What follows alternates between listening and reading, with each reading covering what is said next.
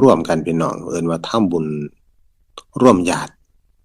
สร้างสายสัมพันธ์อันดีงามคนเฮาเกิดขึ้นมามีบุญมีกุศลต่อกันโอ้ยมันสุดยอดดีๆเลยพี่น้องอืมจังว่ามองในภาพรวมในเครือญาติสายใหญ่ๆคือเพื่อนบ้านของเฮานี่จะแม่นอาตมาอยากฝากให้มันผ่านให้มันจบเคยอึดอัดอยู่กับไผอันในไผของพยาธิไผคือไผโรคฆ่าพยาธิตอนโควิดมาประเทศบ้านเมืองโลกของเฮาโอ้ยคนตายไปก็หลายเฮ็ดหยังก็ยากลำบากเพราะพยาธิไผเชื้อโควิดมันระบาดไปทั่วโลกาอันนั้นจะเป็นทุกข์มันยากลำบากแฮงหลายเนาะเออแต่บัดตอนนี้เฮามาพ้อเผชิญกับภัยสงครามพี่น้องต่อสู้ประหารกันอยู่ในชายแดนกับเพื่อนบ้านพี่น้องกัมพูชาเฮาเคยอยู่กันมาญาติดีต่อกันเปิดด่านไปมาหาสู่กันเพิ่นมาทำบุญเฮาไปทำบุญเคยง่ายเคยไปมาหาสู่มีความสุขต่อกันเคยหักเคยแพงเฮาข้ามไปพุ่นเป็นพระสงฆ์องค์เจ้าอาตมาข้ามไปเดินธุดงค์ธรรมญาตราตั้งแต่ช่องจอมไปจนฮอด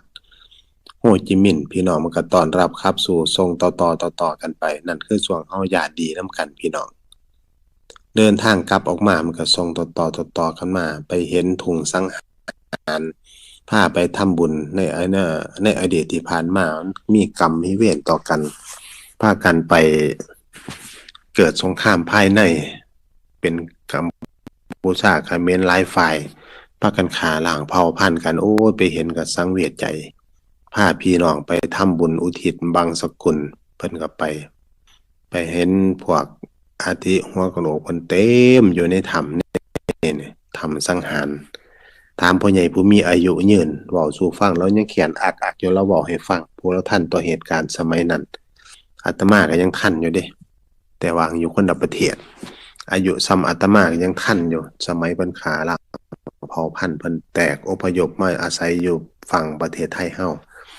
ามีความสงบสุขร่มเย็นในตอนนั้นเฮาก็เปิดรับเป็นศูนย์ช่วยเหลือพี่น้องผู้อพยพจังเป็นต้นที่มาของปัญหาให้เพิ่นอยู่นานอยู่ดนอยู่จนว่าเพิ่นให้เป็นหน้าเป็นบ้านเป็นเรือนจนเพิ่นว่าเป็นของเพิ่นจังมาไล่เพิ่นกลับจังมาเอาจริงเอาจังช่วงผ่านมา30-40กว่าปีโอ้เพิ่นก็บ่กลับแล้วประทานนี่ก็เลยได้เป็นการสู้รบตบฆ่ากันมาเบิ่งมาเห็นแล้วช่วงเดินมาเฮาเดินไปเผยแผ่ขยายธรรมะเพื่อสันติภาพโลกพ่อใหญ่แม่ใหญ่พวกพี่น้องชาวกัมพูชานำมาส่งฮอดชายแดนมาโบกมือกราบลากันฮักแพงมีหยังก็มาฝากมาต้อนกันอยู่ชายแดนอยู่ช่องจอมออกจากฝั่งพี่น้องมาโบกมือบ๊ายบายนำก้นกลับมาฮอดฝั่งไทยเฮาพี่น้องฝั่งไทยเฮาไปต้อนรับเต็มเป็นขาวๆอยู่หน้าด่านนั่นคือช่วงอาตมาเดินจากทุดงค์ไปเพื่อสันติภาพโลกเพื่อสันติภาพตอนนี้แห้งต้องการสันติภาพแห้งพวกมีความโกรธมีความเกลียดความอาฆาตพยาบาทกันก็บ่เกี่ยวกับสันติภาพมีตั้งแต่อยากสร้างมันมรณภาพผมว่าเนาะจังว่าโลกเฮานี่ต้องการสันติภาพเพื่อได้บำเพ็ญกรรมดีสร้างบารมีจะเป็นอำนาจกรรมอันสวยงามให้แก่เฮาคันเฮามาสร้างกรรมบ่ดีต่อกันมันก็อันตรายฮ้อนเสียแล้วพี่น้องผู้อยู่นำไกลๆแม่นอยู่เนาะผู้อยู่ห่างๆเนาะแต่ผู้อยู่ชายแดนติมันลำบากหลายมันทุกข์หลายจักหยังแม่นหยังแหน่พี่น้องเอ้ยแต่อีดูตนศาสตร์คือหยังนี่ตัวบ่จักอพยพบ่จักกลับไปเบิ่งนั่นเบิ่งนี่ อย่างก็บ่ได้เกตเงินก็บ่ได้หามันบ่แม่นแนวม่วนซะแล้วพากันหอบหิ้วสิ่งของบ่คือไปงานปฏิบัติธรรมเวลาเฮาสมัครใจเด้ไปนอนวัดไปอยู่ศาลาเป็นนักปฏิบัติธรรมภาวนามีระบบระเบียบในการไปปฏิบัติสร้างบุญสร้างกุศลยามค่ำทำวัดสวดมนต์ฟังเทศน์ฟังธรรมยามบ่ายมาเพิ่นพาเดินจงกรมพอไปอยู่วัดอพยพไปมันน่ะบ่คือจังไปปฏิบัติธรรมเลยบัดนั้นก็ว่าแม่นคนสิใฝ่ในธรรมไปกันเบิดบ้านเนื้อไปพิษกันย้อนกัน มีพิษกันกับเจ้าอาวาสก็มีบางศูนย์อพยพเป็นจังสันพี่น้องอพยพเข้าวัดมันบ่คือจังเฮาพากันบ่คือจังเฮาพากันไปปฏิบัติธรรมซะแล้วลูกหลานเลยไปอพยพพี่น้องเฮาไปปฏิบัติธรรมมันขัดเอาคนบุญเข้าไปเด้ขัดเอาคนบุญขัดเอาคนมีศรัทธาเข้าไปแต่ว่าไปอพยพเนี่ยมันไปเบิดบานหน้าจิตตังไปฮอดก็คิดบ่คือกันบัดนี้กินบ่คือกันบางคนก็จะกินมันม่วนบางคนก็เซ็งผิดกันก็มีแต่ละศูนย์เพราะฉะนั้นตอนนี้เฮาก็ต้องการสันติภาพยามใดสิกลับคืนมาจังว่ายามใดสันติภาพมันสิเกิดขึ้นเนาะพี่น้องเนาะจะเป็นเมื่อยนำจะเป็นอีดูต้นศาสตร์เพิ่นสงบสงัดไปแล้วเขาหวังว่ามันจะสงบไปนะมันสิบ่มียก3ไปเนาะพี่น้องเนาะอันล่ะจังว่าเฮามาสร้างบุญสร้างกุศลพี่น้องลูกหลานญาติโยมมาสร้างบุญสร้างกุศลมาบำเพ็ญบุญญาบารมีเพื่อว่าให้เกิดเป็นกรรมดีเพื่อว่าให้เกิดเป็นกรรมดีเกิดเป็นกุศลผลบุญขึ้นมาแต่ละบ้านแต่ละเมืองแต่ละเฮาอยู่ร่วมกันแต่ว่าโลกก็เป็นจังซี่ล่ะพี่น้องหน่อยบ่นานมันสิเกิดฮอดสงครามโลกพุ่นล่ะเฮามาเฝ้าภาวนาจะเพิ่งกลับมาเกิดกันช่วงในโลกเพราะมันกำลังสิเดือดร้อนเมืองลุกเป็นไฟโลกมันปี่ฮ้อนแฮงเพราะไฟร้อนจิตใจคนคนวายวุ่นโลกมันวนไปหน้าจิตใจคนเฮาก็ตกต่ำลุกขึ้นมาเข็นขาชิงแย่งแข่งกันจนกลายเป็นไฟมาเลยกันใหม่สรรพสัตว์ที่ได้จมจุ่มคนลุกขึ้นเข็นขาชิงแย่งแข่งกันเพิ่นว่าก่อนก็สิเลยเพียง3หุมโพธิ์สี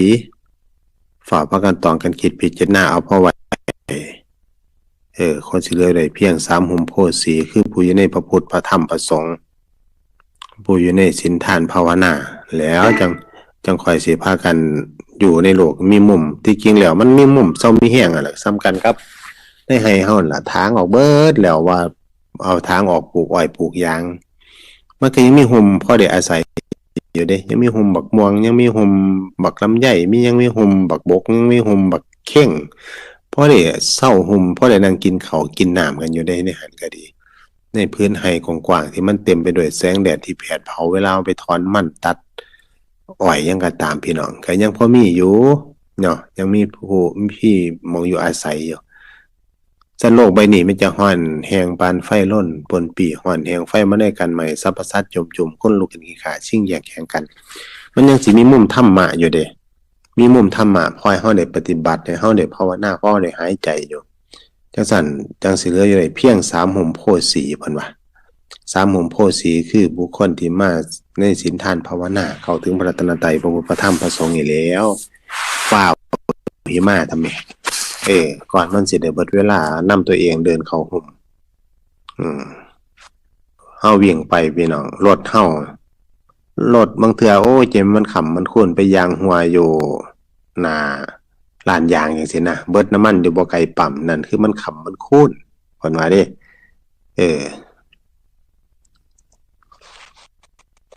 การเบิดน้ำมันน่ะจักปั๊มอยู่ไสที่มันบ่ค่ำมันบ่คุ้นเนาะเฮาขับรถไปรถเบิดน้ำมันอยู่บ่ห่างจากปั๊มบางเทื่อเลี้ยวเข้าพอดีน้ำมันเบิดถึงหัวใจพอดีเบิดก็ยังเคยเด้ไปฮอด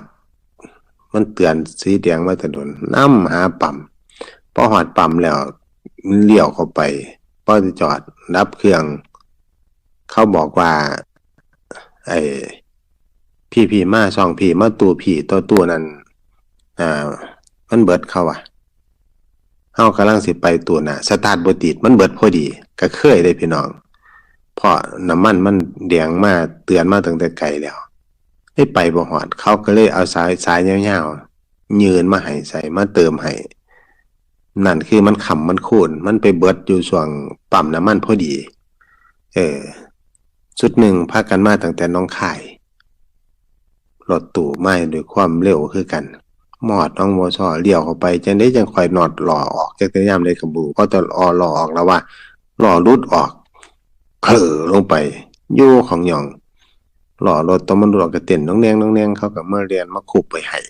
ก็เคยมีเลยพี่น้อง ปรากฏว่ามันลงอยู่หน้าร้านอะไรพอดีอยู่หน้าร้านอะไรพอดีซื้อน็อตอยู่กับหันแล้วมาแม่แรงก็มีน็อตก็มีเออเขาก็มาซอยมาขึ้นมาแรงใส่ล้อไปคันน็อตให้ไปต่อนั่นคือมันขำมันคูนพี่น้องมันขำมันคูนถึงว่าเขาสิมีอุบัติเหตุมีการพลาดพลั้งซึกล้อไปบ้างแต่ว่ามีผู้สอดผู้สู้มีผู้ซอย